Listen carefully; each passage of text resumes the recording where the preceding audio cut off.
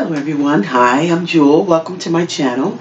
This is video number 2 of the National Kidney Foundation statement, A Path Forward for Increasing Kidney Transplantation. We stopped at number 4 in the first video, which was permanently extend Medicare coverage for immunosuppressant drugs for kidney transplant recipients. For A, currently patients only receive Medicare coverage for 36 months post-transplant. Permanently extending Medicare coverage of immunosuppressant drugs for the life of the transplant is critically important.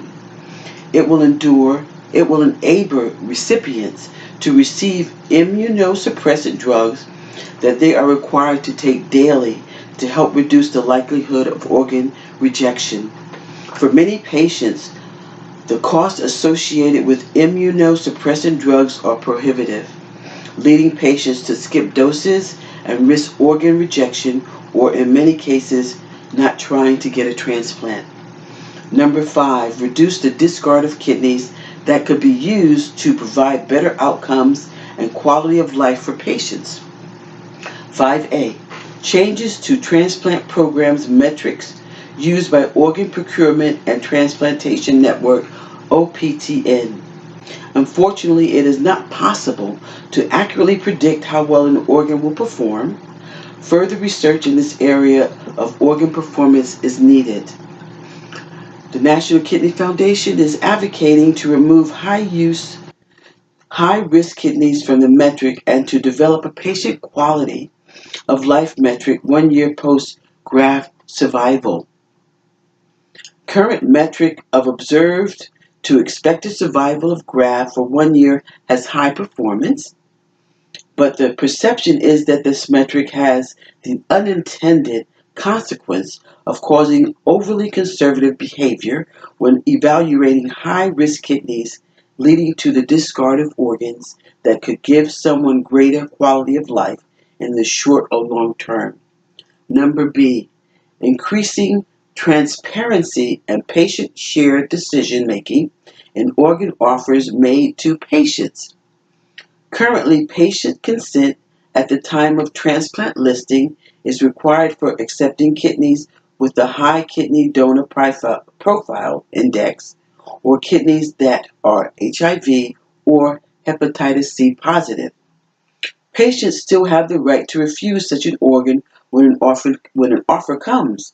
However, patients may not be informed of all organ offers of high-risk kidneys, leaving it to the transplant surgeon or the program's representative to make the sole decision on whether the organ is suitable. National Kidney Foundation believes patients should be informed of all offers.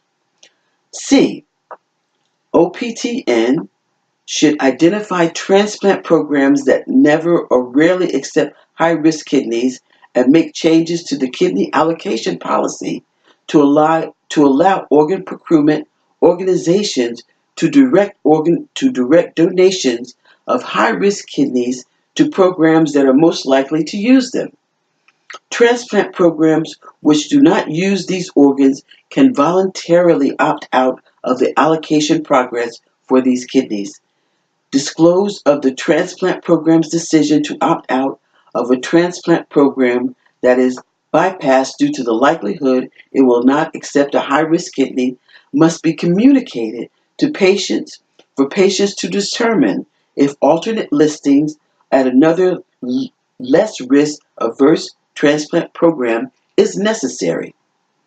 OPTN should develop standardized processes that all transplant programs and donor hospitals must follow to determine their genuine interest and viability of an organ offer to accelerate the time the kidney is out of the body and in cold storage. This includes standardization of how to conduct biopsy when the transplant program requires one, and how to obtain and review photos of the organ for the transplant program to determine usability prior to accepting allocation.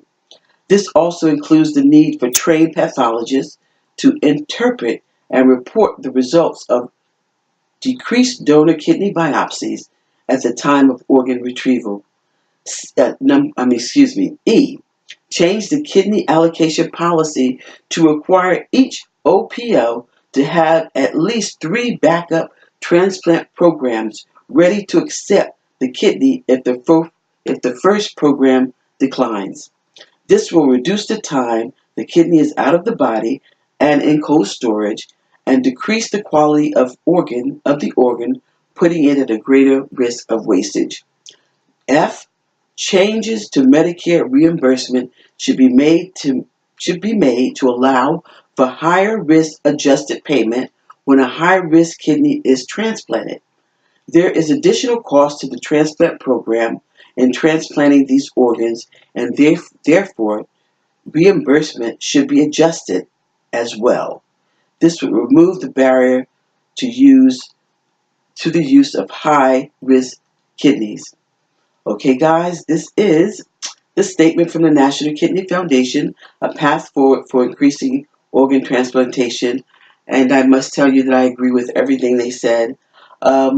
Yes, there are kidneys that are high risk, but for people that have been on dialysis for 6 to 7 years, um, I think that they should have the option whether they will accept this kidney or not for however long that it lasts.